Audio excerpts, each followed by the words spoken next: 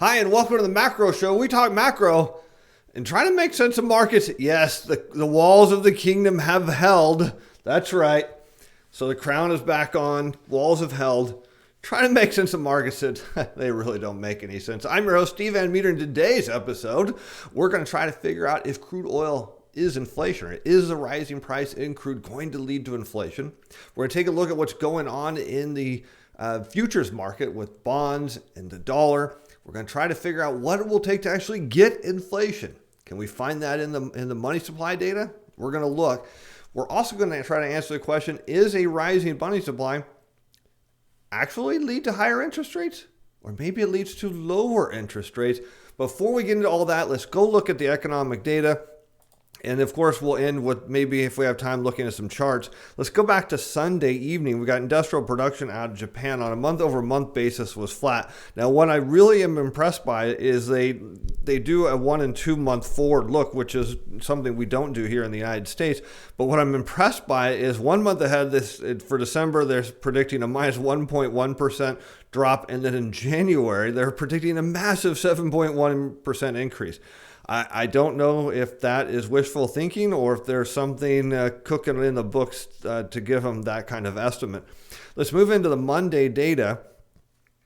And we had a couple Treasury auctions. We already went over that. There was nothing really major in the Monday data.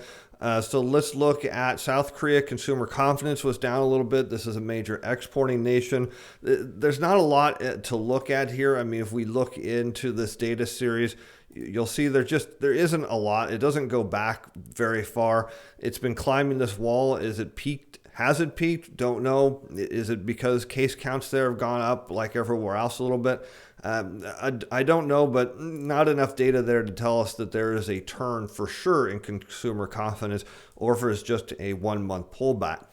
Let's move into the Tuesday data. Redbook, same store weekly retail sales up 8.9%. And part of this is because consumers aren't really traveling. They don't have other avenues to spend their money, so they're spending it on retail goods and services. We should continue to see fairly strong numbers out of the government retail sales data.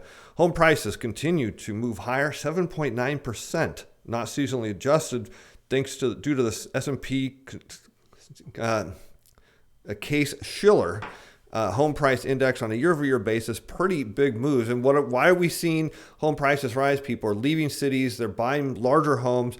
They're looking to renovate their homes because people are working from home. And there's a perception they're going to continue to work from home, at least in a future of 2 to 3 days. Employees are starting to say, hey, even if we are going to go back to the office, I want to work from home more. And so they're buying bigger homes to be more comfortable. At the end of Tuesday's data, we've got industrial production out of South Korea up a little bit at 0.5% on a year-over-year basis. This is a pretty noisy statistic here, too, that you just can't infer a whole lot from it. As you can see, I mean, there's really not much to tell in the trend if this is a new move higher or if it's just a slight month move out of the lows. And so, again, not much to look at there, but let's move into today's data. Spanish CPI, this is preliminary, on a year-over-year basis, improved from minus 0.8. So deflationary to slightly less deflationary at minus 0.5. Investors keep believing there's inflation coming, but everywhere we look, you either see disinflation or deflationary pulses in the global economy. The trade balance increased from 80 billion in October to 84, almost 85 billion, one of the largest deficits for the U.S., huge deficit, by the way. The Chicago factory PMI. Now, I mean, if we think about this from a bond perspective, if we're running deficits, that means that other countries should be getting some more dollars, maybe buying more long-term bonds, potentially. It'd be interesting to see in the data, which is very lagged, the tick data, if we see that this is turning into increased Treasury purchases abroad or not. The Chicago PMI, so we'll be getting the official ones for December next week.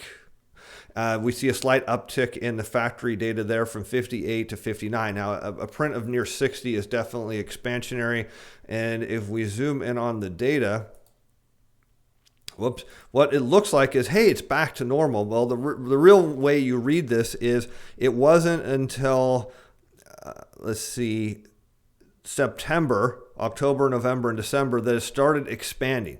So up until then, this thing was flat all the way up until August, and it contracted all the way down. So even though these are good prints showing there's an improvement in the Chicagoland factory area, does it mean life is back to normal in the factory sector there? Not at all. How about crude oil? We haven't talked about crude oil in about a week or so. So inventory's down 6 million barrels. Market really liked that. Crude prices rallied this morning on that news because expectations were for a 2.6 million draw. So it got a -6. Nice print there. Cushing, Oklahoma, inventory is up slightly, but that wasn't a big deal.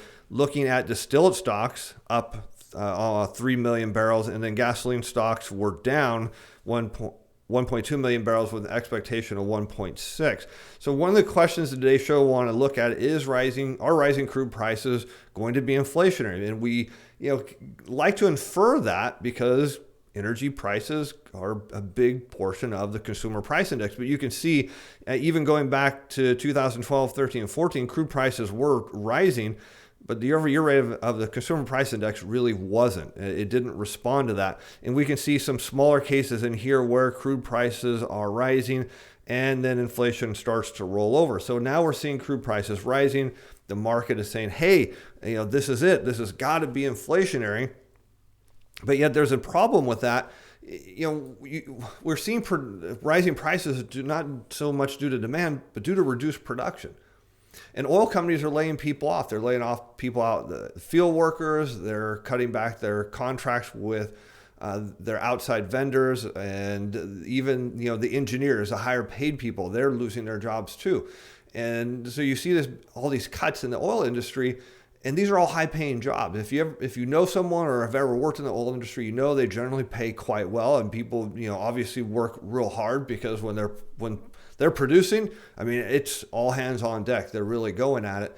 And when you have highly paid people leave the workforce, whether they're forced into retirement, or maybe they're just out of work, or maybe the contracting company they work for, got their budget cut, that means there's just less money flowing to the economy. So in a dollar shortage, so when there's a global dollar shortage, which was set forth by the Fed tightening monetary policy and raising rates, higher oil prices are actually a drag on the economy. And if you think about it for a second, let's say you're one of the 20 million people who are on unemployment, and maybe you're one of the other millions who have less income or are forced into retirement, and you need to go somewhere. Higher energy prices, what does it cut into? Your discretionary budget. So if you have less income and energy prices are higher, it doesn't lead to increased consumer spending and inflation because it means you have less money. And think of it from a business perspective. At some point, the economy is going to start to be back to normal. Businesses are struggling under debt and lack of revenue, lack of earnings. And what's going to happen when they are reopening and trying to get back to normal and they face higher energy prices? It's not that inflationary. So there are periods where rising crude oil prices are inflationary, but there are times during dollar shortages where it leads to further tightening because it's just less discretionary spending. So in an ideal situation, what we'd want to see to get out of the situation we're in is actually lower crude oil prices. Now, so that's why one reason I am bearish on crude, because I think we'll need crude prices to fall ultimately before the economy can recover. I also happen to be, as many of you know, super bullish on the dollar from a QE perspective, even though it's been down since March, and we'll look, I think it's near its 2-year low now, but still I do remain long-term bullish on the dollar. And if the dollar starts to rise, that's going to be a big problem for crude oil. So let's go on now and take a look at what's going on in the speculative positioning. Here we've got a chart from Stefan. This is TLT on the top, the largest traded long-term Treasury ETF on the market. As we know, since March, it's been on the downtrend with record speculative selling, lots of selling on the long bond. And despite all of that, it really hasn't given up much in price. But what we can see down here now is the speculators are starting to back off. So that means the siege is ending. And it's important. The siege is ending. They're backing off. They're forget it. They're capitulating on their positions and they're moving back. And we've seen that before. Now, he gave me a shorter chart, but we've looked at longer term charts. When the speculators start to back off, there's when you start to get your big rally. And so that means we are on the cusp of a major reversal now in the long bond, and we can see that here in the futures market. Now, how about the dollar? So we'll turn over to Hedgeopia, and rather than go through all the charts today, there's really one that I want to focus on, and this is net short in the US dollar. It's now at the largest net short in 11 years. So everybody's super bearish on the dollar. Everyone thinks the dollar is going a lot lower. You have massive speculative positioning betting on a weaker dollar.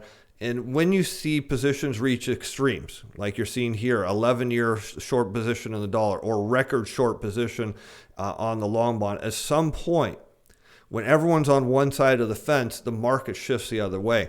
Let's take a look real quick at the charts on the two. Let's start with TLT. And momentum, we can see here, is really slowing down. And you can see, the bottoms, looking back over the last 6 months, you have November, December, but look at how price is consolidating here. It's the downward move is sloping down and bottoming. So momentum is slowing. And looking back at the last 4 trading days, there's no quantitative easing done. And everyone said if you don't have QE, bond prices go down. Well, on Christmas Eve, they went up. Monday, Tuesday, and Wednesday, the overnight trading. So we're still seeing overnight selling, but now what we're not seeing is that early morning pre-market, early into the first couple hours of trading selling. Those seem to be gone. Now we're just seeing some overnight selling, and they're being rejected every time, and on fairly decent volume. I mean, not super high volume, but they're being rejected. So we're seeing price here now start to bottom. This could signal a massive reversal in the long bond, which the market is not prepared for.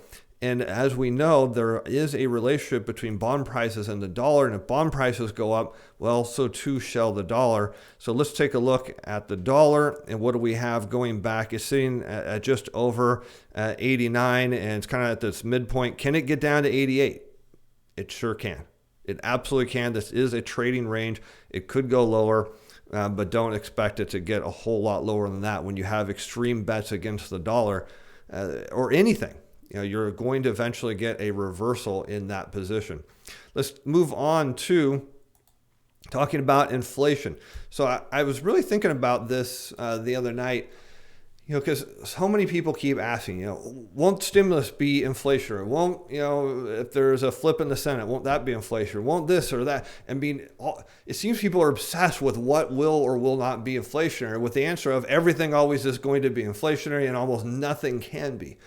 And we've talked about the money multiplier chart. We used to talk about it every 2 weeks until the data series moved to monthly. So we won't have the December data until I think somewhere first or second week of December or of January now.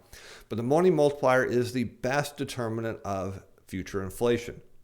It is also a very good determinant, if not even better determinant, of disinflation or outright deflation. And all it is the M2, the money supply, divided by the monetary base. Now, a lot of people look at the M2 and they're seeing it rise. They're like, oh my God, look, the M2 is going up. They're printing all this money. But what they're missing out is on the big picture is what we're doing is we're borrowing a lot of money from overseas, which is what the U.S. normally does when we borrow. I mean, you can look at the auction data. You can see all this borrowing. A lot of it is from foreign investors. You could say per auction, you're looking at, on average, over 50% of all money that our country borrows comes from overseas, closer to around the 60% level. Now, that money is not counted in the M2. And so when we borrow it and give it to people as stimulus checks or other means of government transfers, it shows up in the M2. And all of a sudden, everyone's like, oh, they're money printing. There's dollars coming out of nowhere. And look at this. No, we're just taking dollars from a location that's not reported in the M2, and they're ending up in the M2, and suddenly that's inflationary. We're just moving pieces around on the board. So what looks like money printing to some people is actually removing liquidity from the foreign markets who need that, who have dollar-denominated debts, and putting them in the hands of U.S. consumers. And there's some hope that U.S. consumers will spend that money abroad. Now we're starting to see that in the deficit data. So the real question comes not is the rising M2 going to lead to inflation, because it's not money printing, so it have to be some other fashion. Is can the money multiplier tell us what will need to happen for there to be inflation? And it can. So let's look back at the money multiplier here, and I'm going to need to zoom in just so you can kind of see this a little closer. And the money multiplier is at 3.73. And what that means is, and you can see it's declining. What that means is the monetary base is growing faster than the M2. And in order for there to be inflation, what you need is the M2 to increase not just 3.73 times the rate of the monetary base, but you want to increase it 4, 5, or 6 times. So it's got to get way up in here somewhere before you get inflation, way up here, back to where levels it was before the great financial crisis. So that means the M2 has to increase dramatically. Now I went and looked at the data, and we know the monetary base, which is controlled by the Fed because they're doing quantitative easing, is growing now at least 120 billion a month. It declined for a while because they were backing off all of their swap lines and other dollar loan programs. But now it's back running at 120 billion a month. In order for there to be inflation, the M2 has to rise at around 500 plus billion a month. And it's not. In fact, last month it was right at around 120 billion. And so here I put on a year-over-year rate of change, and you can almost ignore the percentages on the side and look at the trend. You can see the M2 in blue, the monetary base in red. So what you're seeing here is there isn't going to be inflation. In order for the stimulus package to be inflationary, all of that 900 billion, every last penny, not only needs to go into the M2, it needs to stay there. That's the problem with this.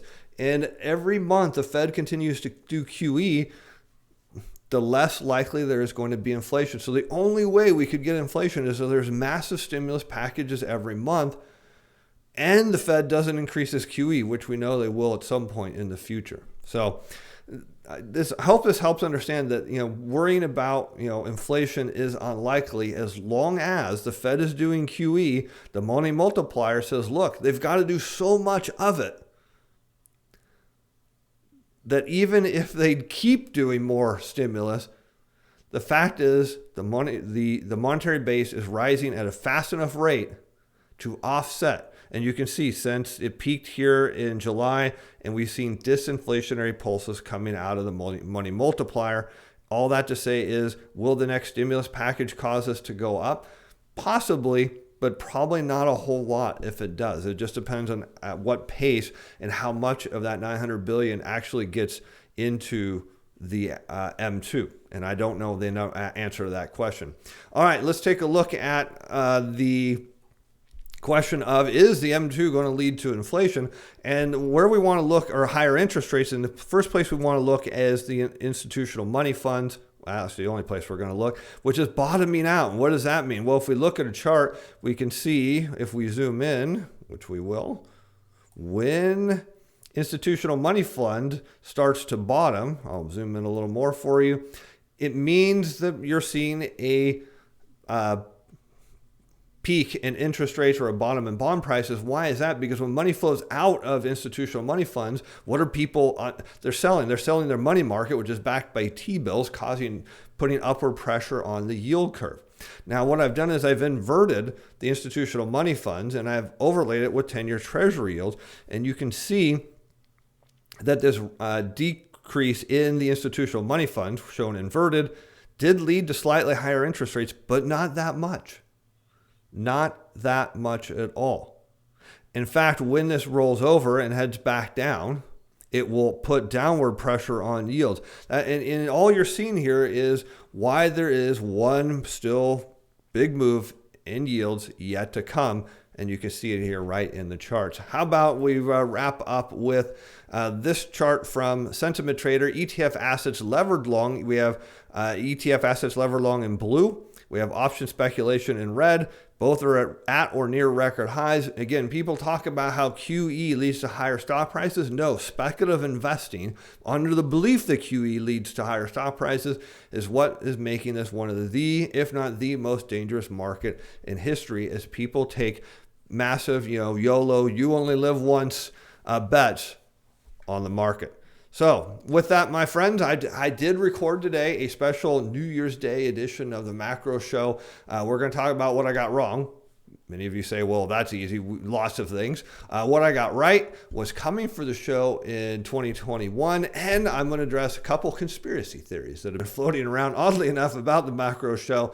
So hopefully, oh, you know what I forgot? Forgot to look at the credit data. Let's do that real quick. So real estate loan growth up a little bit. Now, I did check residential real estate is in contraction, has been in contraction for a few months now.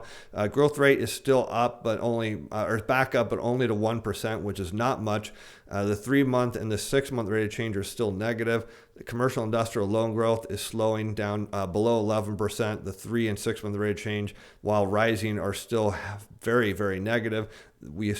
I expect this to go negative early in somewhere around late first quarter, early second quarter next year. Loans and leases and bank credit, all commercial bank, is up slightly at 3.44%. 6-month rate of change and 3-month rate of change both negative. This will continue its downward spiral. And consumer loans, when you look at consumer spending, feeling confident about the economy, no, I suspect that we will see some of these stimulus checks go to pay down debt. We saw it before. So no confidence. Consumers are not charging. So all that to say is you'll have, why does this contraction in credit matter? It destroys money. So it's, as we see this go negative on a year-over-year basis, it's going to slow down the growth rate of the M2. Plus we have student loan debt repayments coming back in January. Plus we have mortgage loans coming out, forbearance starting in March. So these things destroy money. And then you have a credit contraction, destroys money. Not all the stimulus in the world can stop that. Plus, you have the Fed and their never-ending quantitative easing program. So be sure to check out our show on Friday if you have some time. Be sure to subscribe and like. And thanks for being fans. I really appreciate all of you. And once again, we have survived the siege. With that, the content of this video is provided as educational information only and is not intended to provide investment or other advice. It shows not to be construed as a recommendation or solicitation by selling security, financial instrument, or to participate in a particular trading strategy. This video was prepared by Stephen Van Meter, or person capacity opinions expressed as fair that do not reflect the view of Atlas Financial Finance Inc. or Stephen Van Meter Financial.